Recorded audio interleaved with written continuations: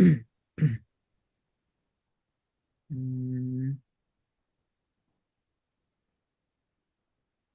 okay, let's start. Yeah. Hey everyone, welcome back to Healthy Mind, Healthy Life. I'm your host Avik, and as always, I am here to take you to another thought provoking, eye opening journey into the topics that challenge the mind and nurture the souls. So, today's episode, so we are diving deep into something magical, mystical, and dare I say, like essential for both of us and the next generations as well. Honoring the psychic ability and helping children develop a healthy sense of their own psychic gifts. So we'll also explore how to guide this journey responsibly so that they can use these powerful abilities in meaningful and the compassionate ways. And who better to join us to guide us than Tina Irwin? So welcome to the show, Tina. Thank you so much. I'm really thrilled to be here. Lovely, lovely. But Tina, like before we start, I'll quickly love to introduce you to all of our listeners. Dear listeners, Tina is a true powerhouse in the world of metaphysics and the spirituality. So she is a self-described ghost helper, a term that gives a glimpse into the fascinating work that she does, helping lost souls find peace while also teaching the living how to understand the metaphysical world. A former Navy commander with a master's in business and management, her wisdom blends science, karma, and spirituality in a ways that will help you, that will leave you curious, inspired, and ready to explore your inner world. And oh, yeah, she's also the author of 8 books on metaphysics, including Psychic Children, Psychic People, which we will be discussing today. So, Tina, I'm really absolutely thrilled to have you here today and welcome to the show. Thank you so much. I really love being on the show. It's great. It's Lovely. great to get to Great. share this information with people. Exactly. Exactly. So, we'll start with, I mean, if you can share a bit about your first, I mean, when you first discovered your own psychic abilities, like, was it something you were aware of as a child, or did it come to you later in the life? It happens differently for every person. Hmm. For me, it started for me it started as a child. I I didn't most people when they're children don't know that they don't know what psychic ability is.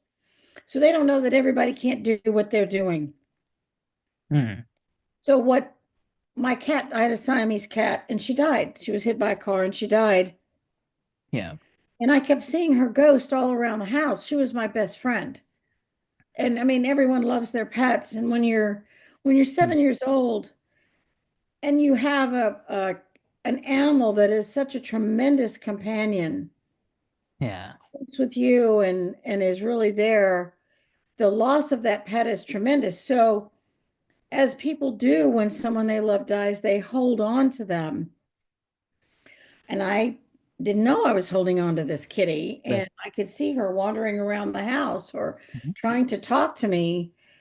And I tried to explain this to my Mhm. mother, and she would just pat me on the head and say, I know you miss your kitty. Isn't that sad?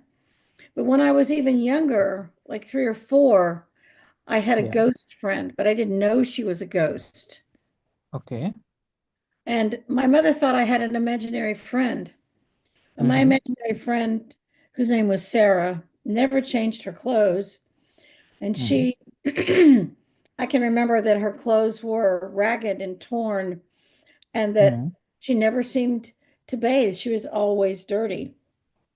Oh. And when we moved about a year or so later, Sarah didn't come with me, but my mother didn't notice. The ghost was attached to the house. She wasn't Hmm. attached to me. And that brings up an interesting point that a ghost can be attached to a location or a person or an object. Yeah.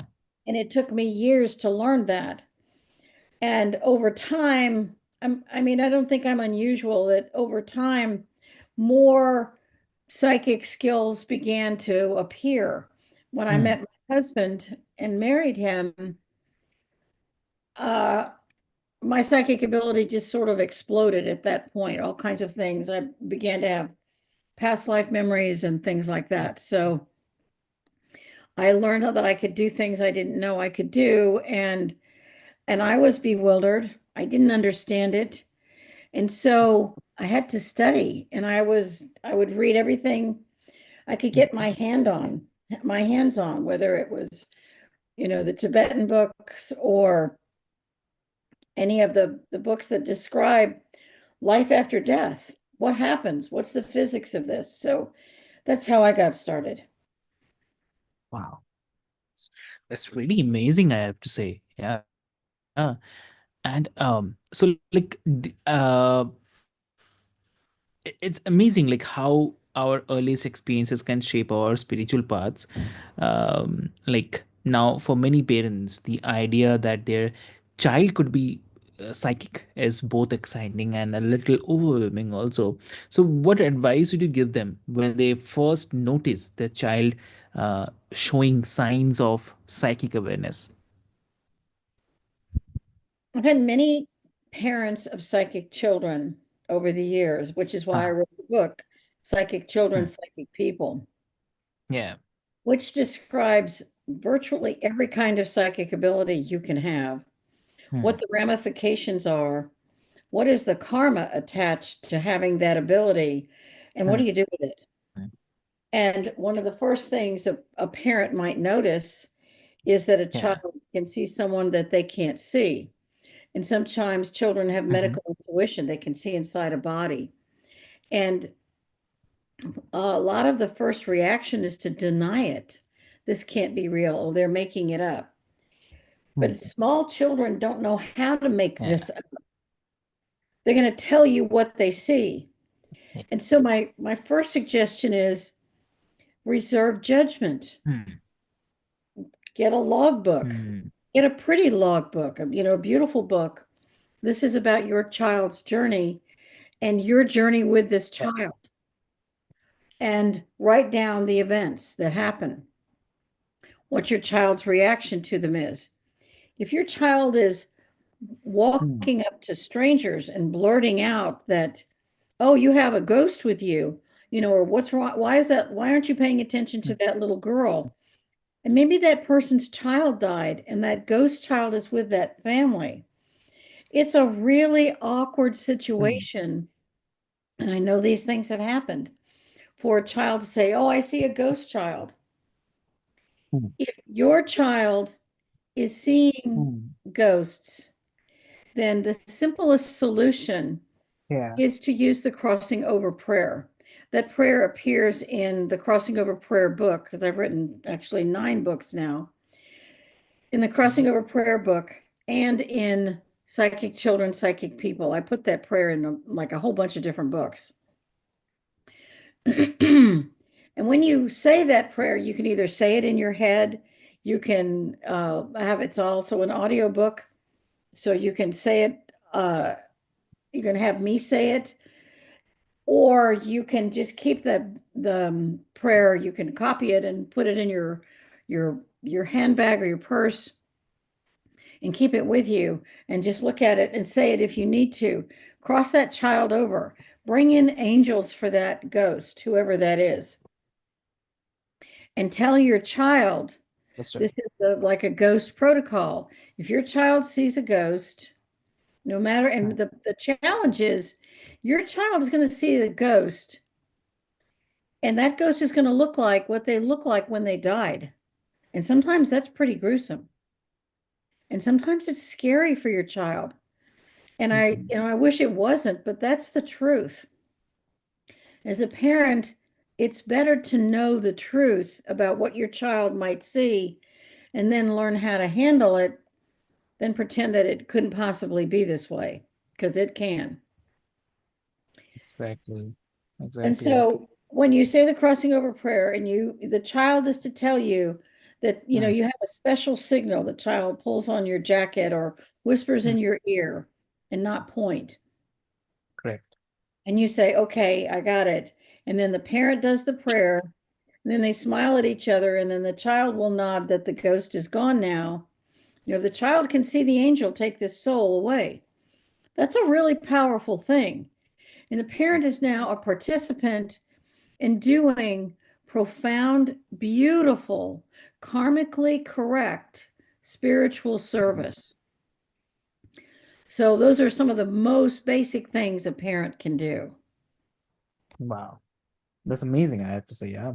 And so, talking about the book, in your book, Psychic Children, Psychic People, emphasize the importance of helping children develop their psychic skills responsibly. So, what are some of the practical ways that parents can nurture their abilities without kind of overwhelming their child or uh, making them feel different? I think that's a really great question.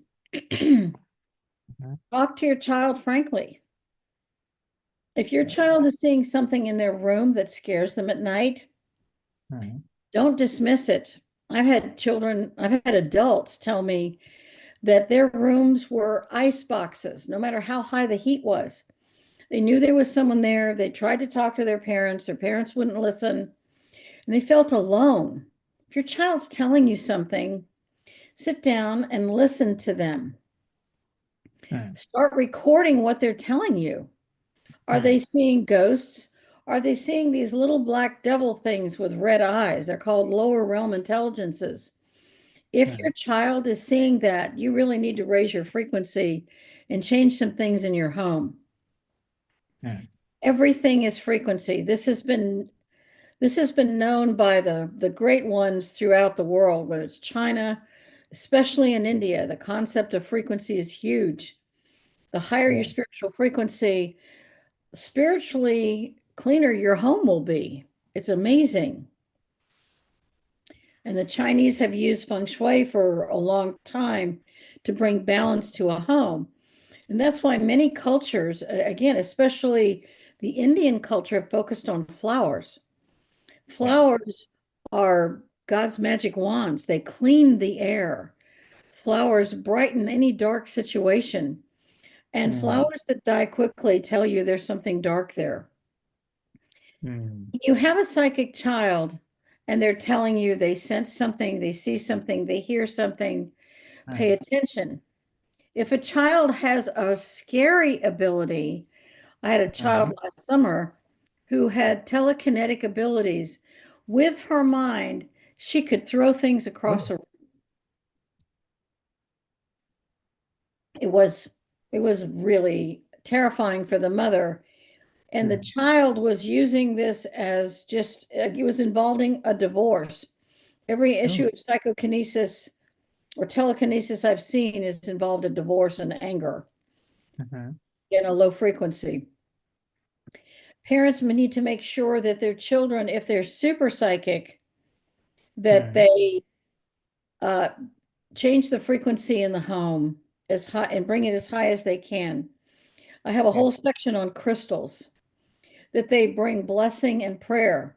It doesn't Mhm. matter what your religion is. It doesn't matter what your culture or your faith is. If you have a powerful connection to God Mhm. and you use the power of prayer, whatever prayers are specific for your culture, use those Right. prayers. Help your child have a connection to God. Mhm. Bring in angels, bring in divine beings, ask for their help. Teach your child that a strong connection to God, not spirit, but say the word God, has a very powerful energy. Spirit can be alcohol, spirit can be a devil. You don't know, a spirit can be a ghost. Yeah. When you're helping your child, look them in the face, be Mhm. honest, tell them the truth. If you don't understand what's happening, tell them the truth. I don't understand what's happening, but we're going to figure it out. We have this cool book, Psychic Children, Psychic People, by this crazy lady in the States wrote it. Yeah. And follow some of these tools. There's a chapters 39 through 41 have massive Mhm. amounts of tools. Cleanliness is next to godliness. Yeah. The power of Yeah. salt. All of those things make a difference. Hmm. Perfect. Lovely. And so like in your work, you have emphasized that psychic abilities are not just mystical, they are the practical life skills. So what's an example of how someone could use their psychic intuition in everyday decision making or kind of problem solving? If you are a person who can see auras, which is in a kind of an entry level psychic ability, some of Yeah. us kind of, I don't do that anymore unless it's a real emergency. And you see something, the person's auric field is dark or muddy or a dark, dark, angry red or a dark, angry orange red, and that person is alarming you. So Mm, you have a feeling and you can see it. You might want to be very careful with your interactions with that person. If you true. acknowledge that you have psychic ability, learn Mm, to listen to that inner sense. yeah. If you feel someone is trying to warn you, Mm, don't dismiss it. You see this with a lot of adults. This book is not just for children, it's absolutely for adults. mm, Listen to it. I have all kinds of stories on the psychic ability of men. Men are amazingly psychic, especially a lot of my experiences with men in the military, how their psychic ability saved entire crews of men. And this is many years mm. ago, and now men and women on board a ship. They sensed something was wrong. They took an action, and it saved everyone's life. If Wow. you have that psychic ability and you have that sense, trust yourself. One of the hardest aspects of having psychic ability is Mm, learning to trust that feeling, believe in yourself as a first element. If you can mm, see inside somebody's body and you can see illness, you can't rush up to them, which is, I mean, the urge to, if you're a good person, the mm, urge to want to rush up and say, oh my gosh, I see this dark, filmy stuff inside your body. mm. You're just going to terrify that person. Yeah. If you back it off and say, how are you feeling? I mean, you look pretty good, but I'm just curious, are you feeling okay? And they'll go, I've not been really feeling really well. If that person knows you have a psychic sense, then they're Mm, going to go, all right, are you sensing something? And you can go, well, yeah, you might want to see your doctor and ask about this. Okay, yeah. not to worry you, but here's a huge issue. Mm, When you have psychic ability, there's a lot of karma involved. The yeah. first rule is to do no harm. If you're blurting something out to someone, you've created fear, maybe Mm, terror in them. But mm, if you're approaching it like you would want to be approached, gently and with care and respect, this is yeah. someone else's journey. You must respect that. So you're careful. I know that some people use medical intuition and they will work with a doctor. Mm, And a lot of people who have animal intuition mm, or they're animal telepaths are working with vets' offices to help the vet understand what's wrong with the animal. And I know that some of these medical intuitives who are working with vets are doing amazing work, truly mm, amazing work. Again, it's service work, it's helping because the yeah. person brought their animal in, the animal can't say, I'm nauseated or my throat is sore. Mm, So then the intuitive says, oh, I can see this. This actually happened to me recently. A friend of mine said that her Siamese cat was mm. peeing and pooping and vomiting all over the house. And Okay. she wanted me to find a new home for this cat. Mhm. And I said, send me a picture. And the woman had an air tag on the Okay. animal's collar. Okay. The radiation from the air tag was poisoning the cat. The cat was literally going mad. Mm, So I said, take the air tag off, and I think your cat will go back to normal. It was Mm, an instant response. I mean, it was astounding because I could actually hear the cat's thoughts just through the photograph. I'm not mm, alone in that ability. A lot of people can do that. mm, And she told me about 2 weeks later, the cat, all the bad behaviors stopped. I mean, like somebody turned a switch. The cat mm. relaxed, the cat felt better. That's spiritual service. And Amazing. so a woman was asking me for help. So I was within my jurisdictional karmic, parameters to say, if you try this, I think your cat might be okay. Cat's Right. fine now. They didn't have to give the cat away, which helped the family. It helped the cat. It was a really happy ending. So does that kind of answer your question? Exactly. Definitely. Yes. Wow. So, also like, so what's next for you? Are you working on any new books or projects that our listeners should keep an eye on? Well, what I'm working on are a couple of things. I'm sort of starting a book on healing, but Okay. it's a different perspective on healing. Uh-huh. But I'm also, if anyone has read the Psychic Children, Psychic People book and they have a question for me and they'd like to do a podcast with me, then I'm opening that door. Because some Wow. people will say, well, I read the part about Mm, um, children who are sense energy of plants, and that's such a strange one. Or my child can remote view. Can you talk to me about that? mm, Or recently someone said that their children are having night terrors on levels. This a friend of mine's a hairdresser, and she said she has client after client after client coming in, and their small children are waking up with night terrors. These people don't know each other. What's going on? So mm, we're probably going to have a conversation about that. So I really want people to, if people have questions and they want to contact you, and perhaps you'd want to do another show and focus on one thing, we could certainly do that too. So I'm open to people questioning things in the book or wanting to know more or sharing an experience or how mm. they use the book. That could Wow. be a really helpful thing because at the end of the day, my job is to use my ability for the greatest good, to help anyone who's walking this sometimes difficult karmic path walk that path with wisdom and courage. So those are, and I do have a lot of private clients, so I'm busy every day. Exactly. Exactly. Yeah. Perfect. So great. That's really, really awesome. And uh, Tina, thank you so much for sharing your wisdom and guidance today. I think like many of us are walking away with a deeper appreciation of psychic ability, not as something mysterious and distant, but as a real part of who we are.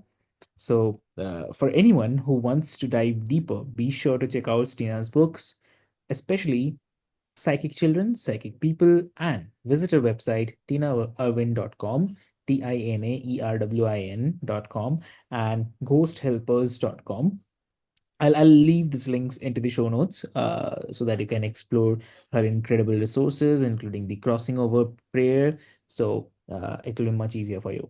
So, so trust that inner voice, and it might just lead you somewhere beautiful. So until next time, stay curious, stay powerful, stay open, and and always remember that a healthy mind leads to a healthy life. So, thank you so much.